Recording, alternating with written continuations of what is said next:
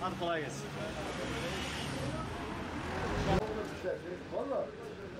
Ankara, İzmir, Adana biletleri, Yerbaşı.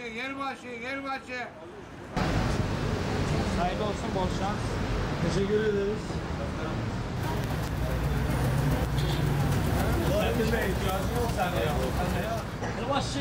Yılbaşı biletleri Ufak çapta çıkıyor hocam. 5.000, 10.000. Ya harcayayım dese zaten bir günde bitirirsin parayı. Sadece bilet parası değil ha. Bütün para öyle geçerli yani. Hayır kesinlikle. Ben mecburiyete yapıyorum. Mecbur parası için. Bile bile yapıyoruz yani. Düzgün bir iş olsa ama yapmam inan ki bu işi. Ben bugün bırakırım. Başka çaremiz yok. Kesinlikle ben satmam inan ki. Asgari ücretle bir iş olsa yine çalışırım ben. Bu işi yapmam inan ki. Biz mecburiyetten yapıyoruz. İşsizlikten dolayı burada işsizlik sıkıntısı bayağı var yani. İş yok. Mecburiyetten yapıyoruz. Ekmek parası için. Ne kadar haram diyorsa da biz ekmek paramız için yapıyoruz. Yapacak başka çaremiz yok. Ya haram diyorlar. Haramsa da bir hayır görmüyorlar. Başka yapacak iş yok. Tabii yapmam. Tutarlı işim olsa niye bu işi yapayım? 36 senedir burada satıyorum. Dersen dinen haram. Bak dinen haram. Benimki ekmek parası.